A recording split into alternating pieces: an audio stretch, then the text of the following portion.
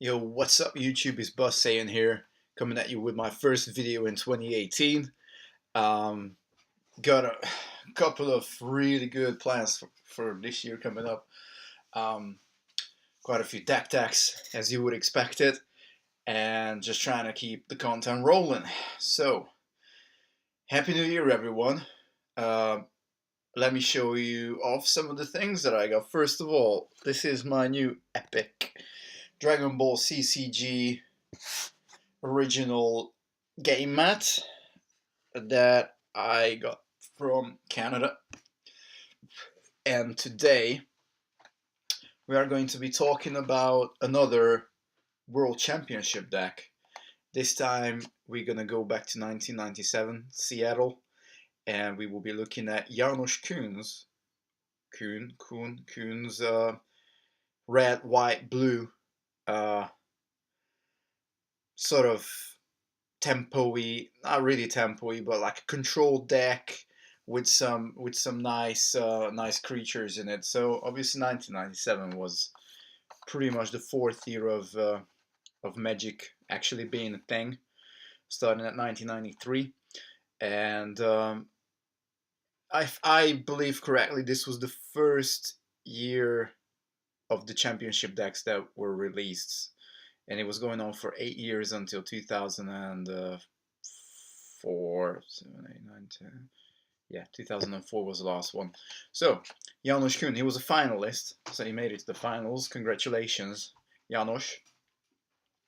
It's a pretty sweet deck. I'm actually going to break it down for you guys right now. So let's go into it.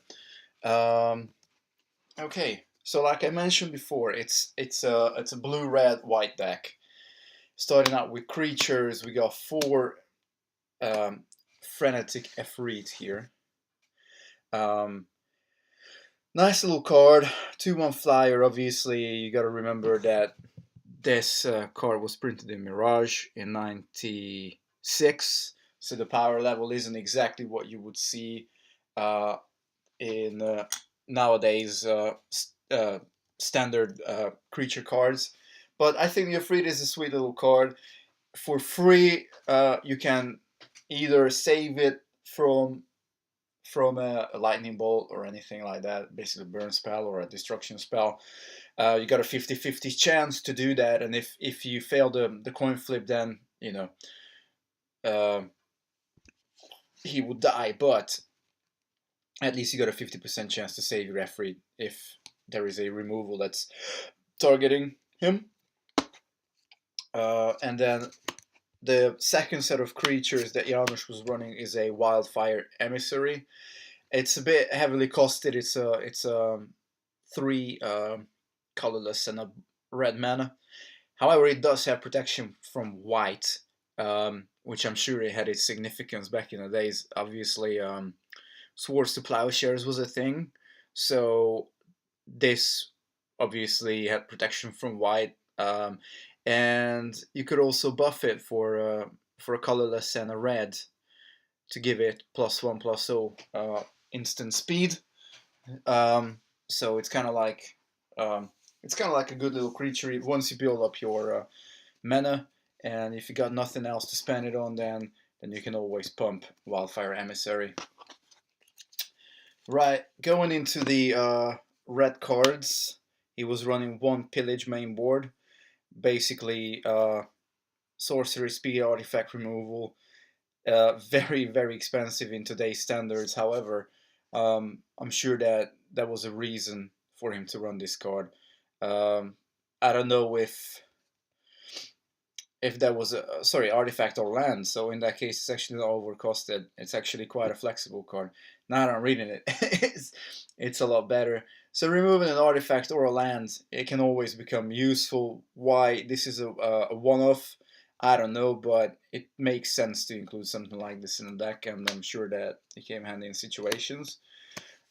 He ran 2 Disintegrate, which if I am right to believe, this was one of the staple removal spells in Magic during that time. It's basically a fireball, and instead of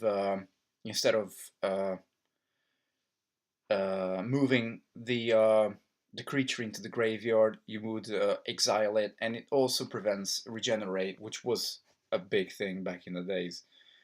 So that's a pretty sweet little inclusion, or two of. And then we got 2 Hammer of Bogardad, excuse me, deals 3 damage, and then you can return it to your hand from your graveyard. Good flexible card, obviously. You can try and burn your opponent out, and again, if you had a boatload of mana, then you can just make it reoccurring from your graveyard back into your hand, and then you can play it again. So I guess in that time standards, there was a reasonable removal burn spell. And then a 4-of, so a full play set of Incinerate, which is a strictly better Lightning Strike. It basically doesn't allow the creature to regenerate, so it's a 3 damage to the head or into the creature for 2 mana. Incinerate is played even today in the Pauper format, if I'm correct. It's a nice little card. I really do like the artwork on that, though, I must say. Let's get the glare off, show it to you guys. That is a very, very sweet looking card. Congratulations to Scott and Fisher for creating this lovely artwork. It's just a very, very demonic looking soldier being burnt alive. And then, moving on to the blue spells, this championship deck actually includes 4 copies of Force of Will. Obviously a staple in today's legacy format, not because it's a good card, but it's you almost have to run it because you don't have to hold up mana, obviously, to counter anything. You just have to make sure you have a blue card in your hand in addition to the Force of Will, and you're able to pay 1 life. But to be fair, for this deck, you haven't got that many blue cards. I mean, I don't know. I'm sure Frank Carson would be able to tell what the percentages are of how many cards you would normally need to be able to reliably run a Force of Will. But this deck has about maybe 14, 16 blue cards, including the Force of Will. So when I was shuffling up this deck, sometimes you have to hold back like an F8 or something to be able to just exile it for your Force of Will. It's still nice to have a card like this. Obviously, in Kirillov, this wouldn't happen nowadays. For a Force of Will to be reprinted in like a World Championship decks, partly because they stopped printing them, and partly because obviously WotC would want to make loads of money of it, as you could see in the Vintage Masters, where they have reprinted Force of Will, and it is super expensive to get a copy of it. But if I ever decide to play Legacy, seeing as I'm probably only going to be playing Legacy Kitchen Table anyway, I have 4 copies of Force of Will for myself. And I know it's not a real card. It's not technically not a real Magic card, but it's as far enough as I'm going to go spending money on Force of Wills. To complement the 4 Force of Wills, we have 4 counter spells in this deck as well. Just your, box standard good old counter spell. I've always loved this card, to be fair. It is, for many years when I was playing Magic when I was a teenager, this was the cornerstone of any blue deck. If you built a blue deck and you didn't run 4 counter spells, and you were like, what are you doing? What are you doing? You just need to have 4 counter spells if you're playing blue in your deck. Again, artwork, very nice. This is from one of the, I think this is 5th edition Counterspell art. Very sweet card. Unfortunately banned in Modern. And Legacy has different weapons. I don't see Counterspell in many Legacy decks. However, Pauper utilizes a Counterspell. with some great effect. For example, in the Blue-Red Delver deck, I think there are a full play set of counter spells, which is very effective. And then for basically card advantage, or not really card advantage, but digging, you got 4 copies of Impulse. It's a good little instant sorcery. It's a good little instant spell just to make your cards come to you quicker. You know, you get to look at the top 4 cards of your library.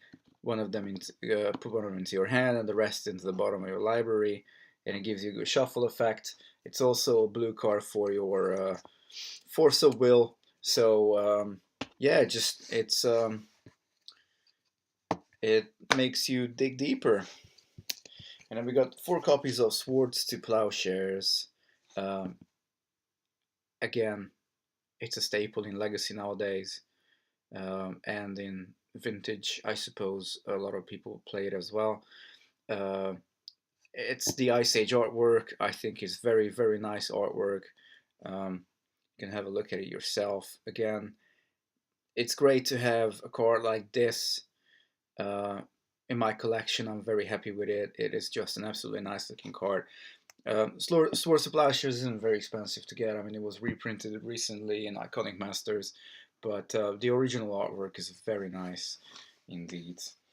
And then we also have 3 copies of Abeyance, and it's basically first of all, it cantrips for 2 mana. You also get to prevent your opponent from playing instants, sorceries, and activating abilities that require an activation cost. So it's a very good little card. Really, it's very close to a Time Walk, I would say, if it's played in the right moment. And it certainly adds another layer into the controlling aspect of this deck. It can come very useful, and the fact that it cantrips is just cherry on top. Again, I would like to point out the artwork, because I do believe that this is another amazing artwork. There is just something about these old cards and the artwork. I mean, I'm not saying that the new cards have any worse artwork, but there is something very nostalgic for me in terms of looking at the artwork on these old cards. And then last but not least, we got 2 main board disenchants. If you don't know what disenchant does, then it basically destroys an artifact or an enchantment at instant speed for a colorless and a white. Even in today's standards, this is a mainstay in a lot of decks that run white color. It's very simple. I mean, people don't main deck it in Modern, but it is definitely a sideboard staple in many formats. So this is basically it, and as you can see, as I mentioned before, we only have 16 cards to run those Force of Wills. Otherwise, you gotta pay the expensive casting cost of 3 colorless and 2 blue mana. However, I would probably say that most of the time that's not what you want to do here. It's a nice little deck. Like I said, I shuffled it up a few times. I'm also planning to play it against a couple of my friends when we play around the kitchen table. It would be nice to get some more 97 championship decks so we can just have a 97 showdown. That would be definitely a very good afternoon, time well spent.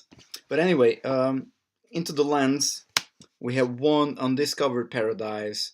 It gives you 1 mana of any color, but then it doesn't stay in place, so you have to return it into your hand in your next upkeep if you've used it. So it's just basically for color fixing in this deck. There is also a copy of City of Brass. and I assume the reason why he decided to go with a Undiscovered Paradise and one City of Brass just to avoid some of the damaging that you get from City of Brass. And then we have 4 Thawing Glaciers, which basically allows it works as a fetch land, a very clunky fetch land for what it is. Comes into play tabbed. You also have to pay a colorless to be able to search your library for a basic land, and then that comes into play tabbed, and then basically Thawing Glaciers returns into your hand. It is quite a clunky card, but because he was playing 3 colors, I presume that there was a level of searching ability that was needed to make it run. Because we got 6 mountains, we also have 6 islands, and we have 4 plains. So mostly you would want to start with having ideally one of each, but it really depends what you play against, because you would normally want to be able to cast turn 1's Wars to Plowshare, so you would want the plains. However, there aren't many other cards that utilize white. Yes, you have your Abeyance, but you don't necessarily want to start running out in the first couple of turns. You might want to have this coming in a little bit later, and certainly being able to cast Disenchant early to remove any threats. You would want to have plains. However, for most of the cards, you do need red or blue, and you need double blue if you want to counter a spell. So the mana base is definitely a bit clunky, but I think for its time, obviously the creator of the deck has done pretty much everything within the weaponry to ensure that the deck runs as smooth as possible. It could work better if the um, if I mean, in my personal opinion, I would probably include more City of Brass and maybe even another Undiscovered Paradise. Uh, I I suppose Thawing Glaciers does get the job done, but it's just a bit slow. Um, and then let's look at the sideboard. The sideboard isn't put into Protector, but you got your usual finalist, just a description of the deck. You have the deck list here, and you have the other decks of 97 that were released. So in terms of sideboard, we have a Calderon Outpost. This can create you 1/1 soldiers, so it can be quite effective just to increase your defenses. We have 2 Political Trickery. Basically, it allows you to steal a land from your opponent, maybe get just remove a land that you really don't want them to have. However, you do want it for yourself, so that can be a nice little tricky card.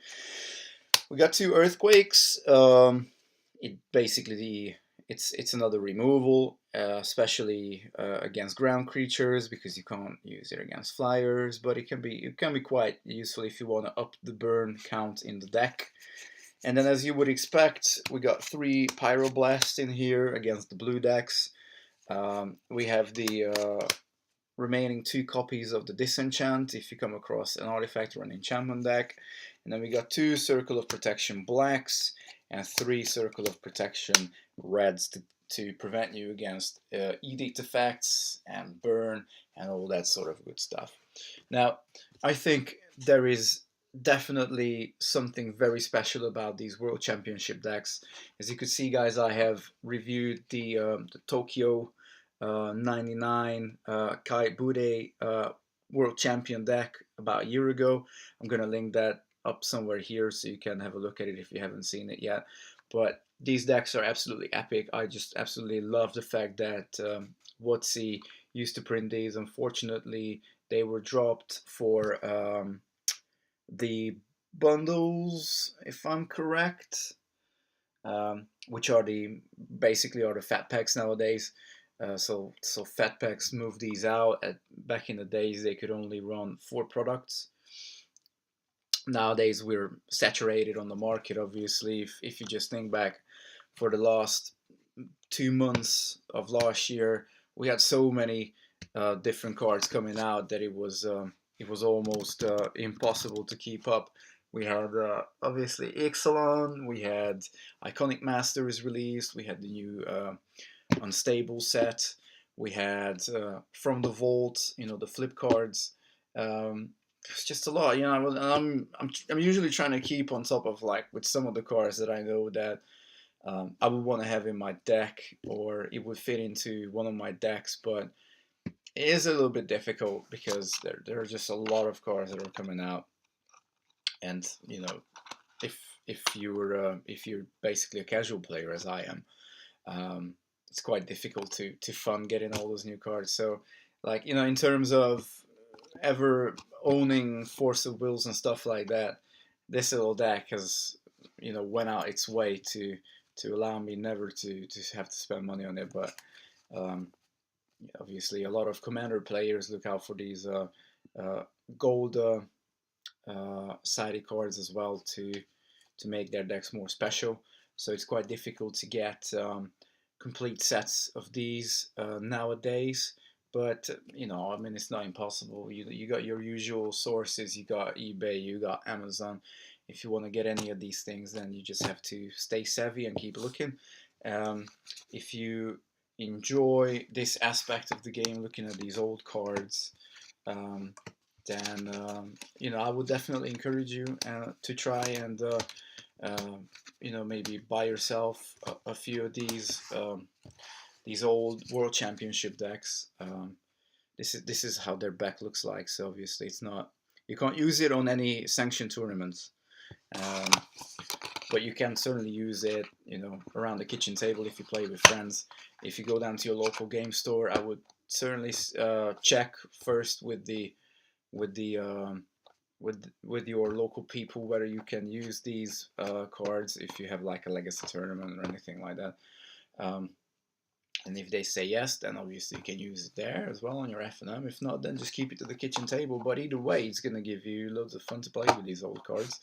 I'm going to try and get maybe a few more of these and keep reviewing them for you guys. I know that you like it. The previous video of the Tokyo one has had a few views. So yeah, let me how you feel about this video. Certainly would like to have some comments, and as you always know, I try and reply. If you like it, then you can definitely like it down there as well, wherever the button will be. Yeah, if you like this video and you like some of my other videos, then don't forget to subscribe. And I'd like to shout out to my man Retinant Entity, who is also a YouTuber, very good friend of mine. He's all in it for the fame, so keep on going, dude. I like your videos very much. Reviewing the things and talking about the stuff that you talk about, obviously, is very far away from my content, but it's nice to have the YouTube community grow and have individuals review their own lifestyle and things around them, and not just always the big quote unquote corporate channels that you have. So yeah, guys, this is it for today. Again, Happy New Year. I hope you like the deck tech review of the Janosch Kuhn 1997 Seattle deck. He made it to the final, so it was pretty good for its time. 97, good old classic Magic days. But anyway, enough of me rambling. Peace out, YouTube. This was Buzz Saiyan.